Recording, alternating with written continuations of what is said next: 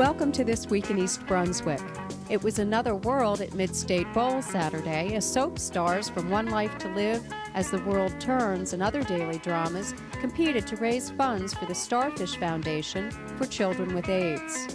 Also this week, the township's own Judith Leblien was one of 21 women selected by the News Tribune to be recognized for her outstanding leadership abilities. The Friends of the Library's 20th annual bargain book sale opens Monday night at the Brunswick Square Mall. We'll have these stories and more this week, including a preview of the Pajama game at the high school, a school calendar update, a review of the town council meeting held Monday night, and information about a fundraiser involving gourmet soups from 14 of New Jersey's finest restaurants. But first, here's a look at programming next week on Channel 8. Monday morning, Lenore Kulick shows how to combine rubber bands with weights. That's at 10 on Look Great, Feel Great. At 10:30, Carol Phillips looks at stories about monsters with preschoolers on Stories from the Library. At 11:30, don't miss your last opportunity to hear Mayor Ira Skowski's State of the Township address. Tuesday night's lineup includes Just Kidding, complete with kid news, book reviews, and totally useless skills at 7. You and Your Money with information about variable income annuities at 7:30, and Exercise the Right Choice at 8 o'clock. Programs for gifted and talented students are highlighted Wednesday night at 7:30 on Spotlight on Education. And at 8, Teen TV focuses on community theater. This Week in East Brunswick returns at 7 and 8 Thursday night. Watch the Community Bulletin Board for additional programming information and for news of local events. The Friends annual book sale is 20 years old, packed with 20 years of memories, experiences, and great finds. A lot that happened right here in the sorting area at the library.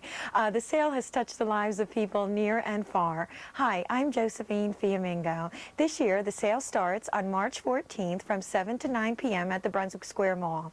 It continues throughout the week from March 15th to the 20th during mall hours. There will be a $1 admission fee on the first night only for attendees who are not Friends members. There will be free puppet shows performed by the library puppeteers on March 16th and 17th at 7 and 7:30 p.m.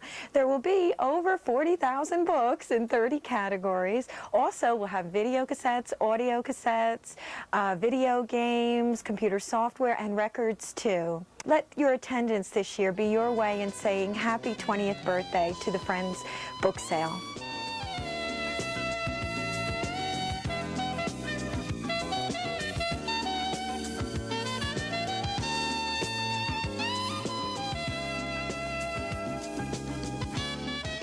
Stars came out to the Mid-State Bowl on Saturday to raise money for children with AIDS. Soap opera celebrities came to the Bowling with the Stars 94 in support of the Starfish Foundation, which raises money to benefit the AIDS program at the Children's Hospital of New Jersey in Newark. Foundation board member Rosemary Neiman explains what Starfish is all about. The Starfish Foundation is an organization which provides the funds for the non-medical programs of the Children's Hospital AIDS program at United Hospital in Newark, New Jersey. And what are some of those programs? Well, we have a great number of them. We have some daycare programs. We have parent support programs. We have a playroom program so that when the children come in for ambulatory care, they have some place that is safe for them to escape. We have a whole number of support programs for the children and for their families so that these youngsters can be cared for as much as possible at home and can stay out of the hospital. And also we provide the information and the training for their caretakers so that people really understand what's happening with the youngster and the disease and how to best care for the youngster. The celebrities on hand were Robin Griggs, who plays Maggie Corey on Another World, Colleen Dion, who plays Brett Gardner on Another World, Holly Kate, who is Janice Maxwell on As the World Turns, Paul Hartel, who plays Matthew on As the World Turns, and the youngest star, Tyler Noyes, who plays C.J. Roberts on One Life to Live. Acting as co-hostesses for the event were Caitlin Hopkins, who is Dr. Kelsey Harrison Hudson on Another World, and Susan Doyle, who plays Angela Holliday on One Life to Live. Former Guiding Light actor and Playgirl centerfold Don Masters was also on hand for the event. Event coordinators Debbie Weiner and Sharon Ehrenkrantz were able to get the support of Suburban Transit bus lines, which brought the celebrities in from New York City, the Olive Garden in East Brunswick, which provided all the food and food servers, and finally the Mid-State Bowl, which hosted the event. They approached us last year and they explained that they were looking to do a benefit with the stars, and we do a lot of different kinds of fundraisers and benefits for various groups in the area, and we thought that this would be something really good to do, so we got involved. How is this different from other fundraisers you've done? Well, of course, the connections with the stars and everything is the big thing here. We've never had any kind of connections like that, so that was the one thing that we were really impressed with. And last year, I know everything went very well, and this year it's even bigger, so we're looking for things to go better every year. And do you watch soap operas? I don't get that much time to do it anymore, working the hours that I work, but when I used to watch, I was a One Life to Live fan, and Young and the Restless I still watch. Do you recognize any of our stars here? Oh, absolutely, yes. Of course, Caitlin from last year and Susan, and they were a very big help this year in getting everything going. For more information about the Starfish Foundation for Children with AIDS, you can call 201-301-1919.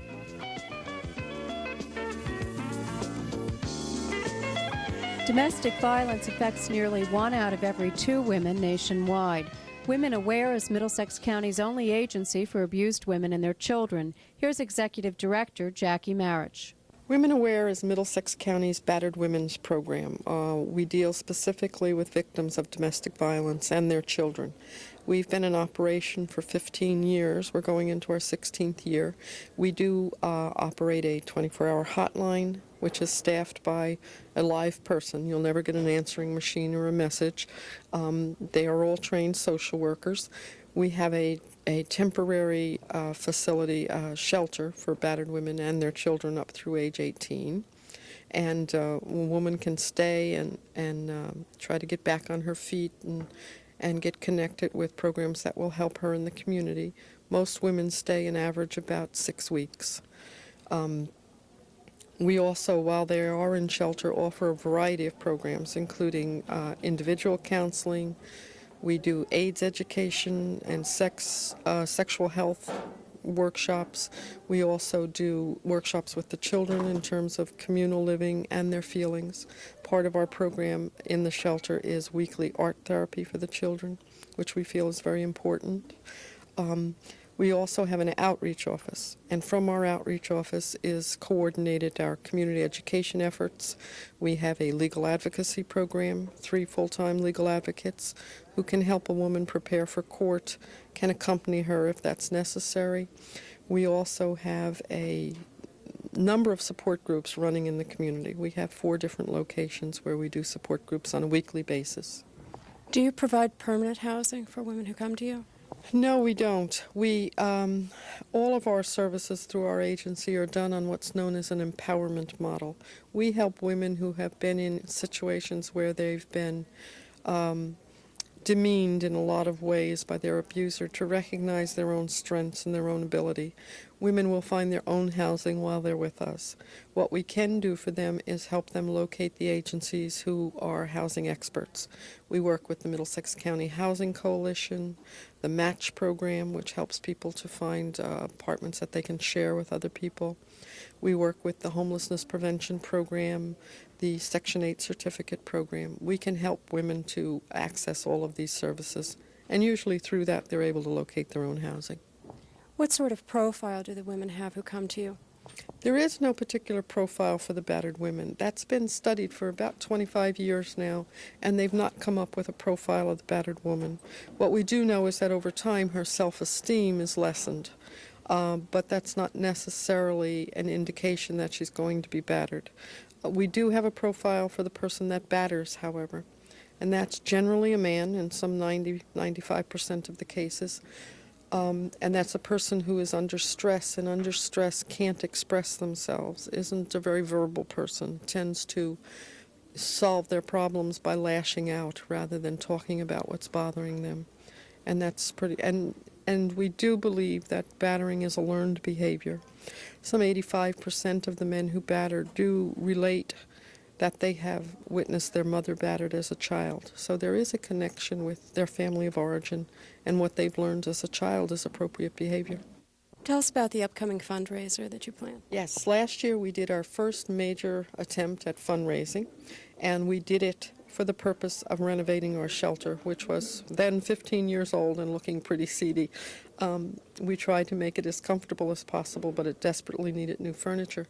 So one of our staff people had an idea of doing a soup kitchen, of providing soup for people that they could pick up on their way home in containers and purchase for like $5 a container. We then were looking for a way to access bread and paper products cheaply, and we became involved with Frank Panico from Panico's Restaurant and Carmen Cabell from La Fontana in New Brunswick. And in helping us research where we could get these items, they thought that our idea was worth a lot more effort and could be a very big fundraiser. So with their guidance, we really did a very wonderful job with their help and the help of exceedingly valuable volunteers. We were able to do a major fundraiser, which netted us about $16,000 in profit. And it was very exciting for us both to raise that much money by ourselves and also to recognize how many people support the work we do. We're a low-profile agency because we need to protect our clients' confidentiality. And it was quite heartening for us to see how many people came out that were concerned about the work we do and cared about the people who were affected. So it is going to be repeated this year. It will be March 29th, again at the Hyatt, and the Hyatt provides all of its services as a donation to our agency, including the servers. Everything is donated. We do not purchase anything except perhaps stamps to send out tickets, etc. The tickets are $30 a piece. If you come to the door the night of the event, they're $35, and they can be accessed by calling our outreach office, which is 937-9525. And it's at 6 o'clock, and it lasts only 2 hours. And what happens is 15 very elegant restaurants provide us with soup, and it comes into the Hyatt, and it's set up at stations around the room, which is a very large room, and people just sort of mill around and graze. There'll be little bowls at each table, and you can taste as many of the 15 soups as you'd like, or as few as you'd like, and stay as long as you'd like, or as little as you'd like. And we found it very enjoyable last year. No speeches, no big production, just a time to celebrate the success that we've had in our work and to enjoy the people who do support our work. What sort of soup? We have everything this year. Usually these recipes, these are not your luncheonette type restaurants. We're talking about Sinclair's and the Newsroom in Somerville and the Heights from Berkeley Heights and La Fontana and some of the more upscale restaurants, Stage Left to Foley's. So we're looking at very elegant soups, and we will have everything from crab bisque to vegetable soup, miso soup, smoked alligator gumbo. Some of them are very unique. At Monday night's Township Council agenda meeting, Mayor Oskowski recognized Boy Scout Troop Number 220 and the National Honor Society of East Brunswick in a proclamation about the 1993 Clean Communities Program. Whereas the Clean Communities Program was established by the State Department of Environmental Protection and Energy to encourage communities to promote the cleanup of litter in their neighborhoods.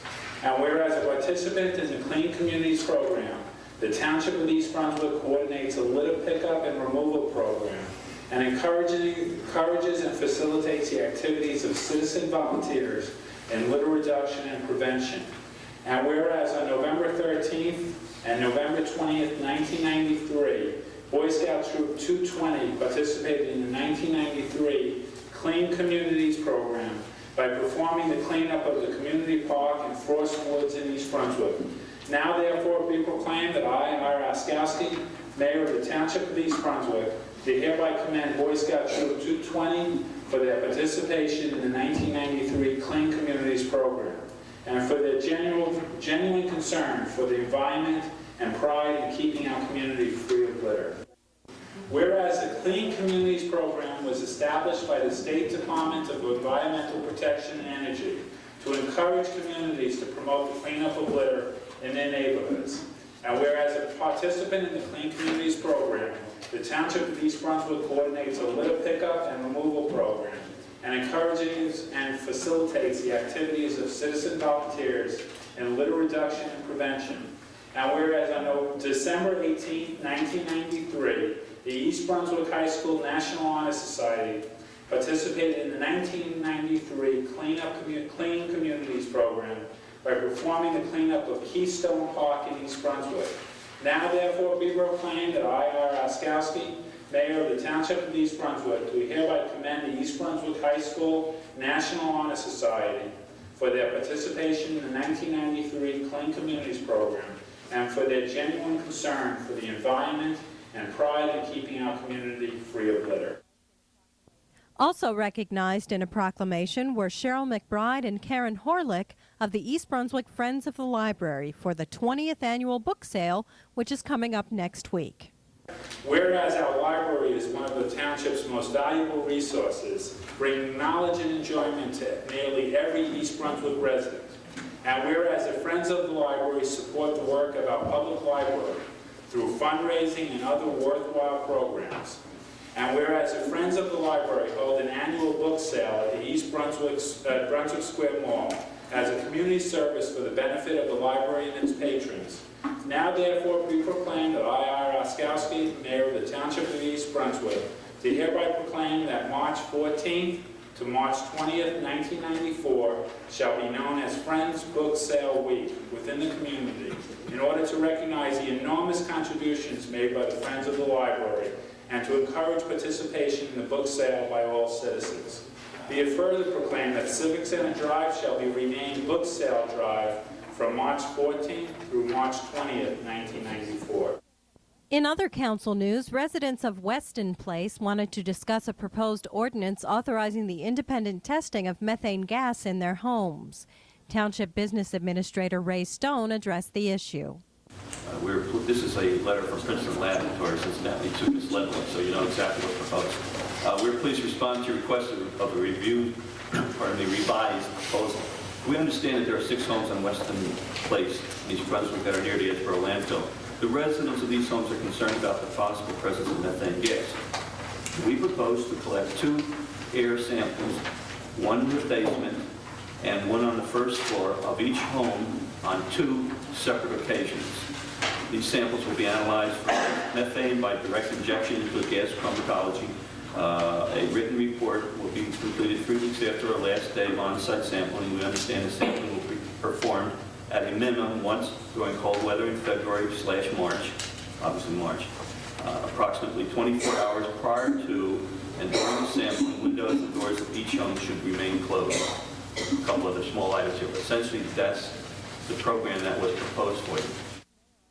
In other council news, Mayor Oskowski and Council President Tom Clark argued angrily over the mayor's veto of an ordinance in what the Sentinel calls a feud between the 2 officials. Oskowski vetoed the long-talked-about township snow removal ordinance in which the council voted to change the time residents have to shovel their sidewalks from 12 hours to 24 hours. The mayor vetoed the ordinance, and it remains at the 12-hour time limit. Clark stated that he was disappointed that the mayor had to veto such a minor change. The mayor, attempting to defend his veto, was cut off by Clark, after which a verbal exchange erupted. Judith Leblien, Director of Recreation, Parks, and Community Services, was recognized for her work in public service this week at a reception to benefit the Muscular Dystrophy Association. Judith, I'd like to congratulate you on your award from the Muscular Dystrophy Association and the News Tribune. It was a lovely event that we held, and we basically chose women in the community in Middlesex and Union counties from our community committee who nominated women. You were nominated, and we chose to honor you. Oh, thank you very much, Kelly. It was really a very nice honor. It was really nice to be included with such a prestigious group of women, all who have really made valuable contributions. And it was a very nice evening, and my family came out, and friends and colleagues, and it was really very nice, and I was very flattered. But I was especially happy to be able to do something to help Muscular Dystrophy Association. Why don't you tell us more about what Muscular Dystrophy Association does, and what is muscular dystrophy? Sure. Muscular dystrophy, first of all, is a disease. There are 40 diseases, different diseases within the muscular dystrophy group. And what it does is it affects the muscles within the body. The muscles actually eat away at themselves, and the muscles become weaker and weaker as people grow older and older. So we are an organization that is here to fight those diseases and find the cures and the causes to the diseases, all 40 of them if we can. Included in one of the diseases that you might recognize is Lou Gehrig's disease, which is ALS. It's a very devastating disease, and it does hit older people also. Most people think of Muscular Dystrophy Association as Jerry's kids. It's not just children, although there are a lot of children afflicted with the disease. There's also a lot of adults that are afflicted with muscular dystrophy. So tell me about the work of the organization. It's just not all research. What else does the MDA do? Sure, we do have research and patient services, but we also, to fund these patient services and the research, we do fundraising events. And the Central New Jersey chapter of the Muscular Dystrophy Association is centralized in Avenel, New Jersey. And that's where we do all of our office work and logistics. The events that we hold in the community are within Union County, Middlesex County, and Staten Island. The event that we had where we honored you was to benefit patients in Middlesex County and Union County. And tell me about the camps. The camps are great. We have one camp, and it's 1 week in August where we have the kids come, the kids with neuromuscular diseases in the area, come and enjoy themselves and just be kids. It's at Southampton, and it's called the Fresh Air Camp. They open it up to us for 1 week in August. And what we do is we just provide the kids a normal atmosphere for any kid, actually. And a lot of them get to experience things that they wouldn't get to experience in everyday life, in their lives. We play baseball, we swim with them, we sleep outside in tents. We had one young man who was on a respirator, and he had never slept outside before. And it was a novelty to him. It's something, I know you and I, if we have a chance to do something, we'll never do it again. We don't know if we'll ever have the chance. So it's kind of a novelty to us. It's the same thing to this child, where he kind of knows that he will never be able to have that chance again, not because that it won't come up again, but he may not live long enough. So he actually got to sleep outside in a tent. In the respirator, we had cords, and we had extension cords everywhere, and we had a nurse there. It was a very big deal to him that he got to sleep outside. So it's just little things that camp provides that we take for granted every day. Well, I was certainly touched by being included, and I really do thank the News Tribune and MDA for including me in such a prestigious group of women, and I thank East Brunswick Township for giving me the opportunity to work in this field and help my community. And I want to thank everybody out there for their support who came out and helped MDA. Yes. And there will be some information on the screen for people who are interested in getting more involved. And now I guess I could go to Disney World. All right. Thanks, Kelly. Thank you very much. Okay.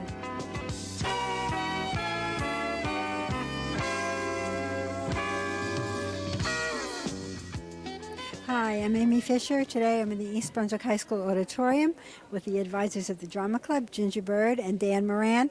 You are planning a whole new production, Ginger. Could you tell us about it? Yes, we've been working since January on the musical The Pajama Game. And when will this be presented? The 17th, 18th, and 19th of March at 7:30. It's 3 nights. We went back to 3 nights because we had a really good turnout. It's 7:30 at night.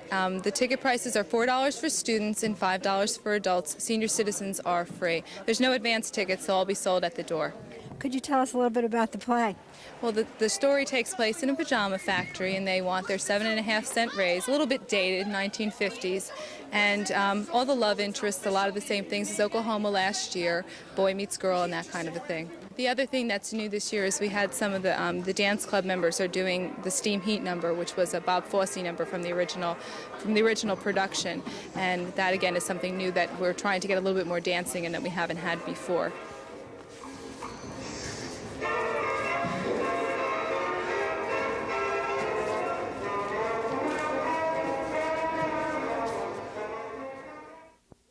A suggestion here from Jake Vondermeyer. He says when he was at the Ironclad Overall Company and they was having trouble, why? They spit tobacco juice in the back hip pocket of his overall. I draw the line at spitting tobacco. I wasn't suggesting that. Well, how about if the Packers put the size large bottoms with the size small tops and like that? Sure. That's what I mean. That's constructive. That's clear thinking. Hello? Oh, hello, Sid. Sure. Sure, I recognized your voice. Yes. Yes, Sid. But that wouldn't take effect soon enough. Oh, well, I suppose not. Yes, I am. Let's be practical. Oh, I'm gonna break down and have another beer. Look, I've been away 3 days.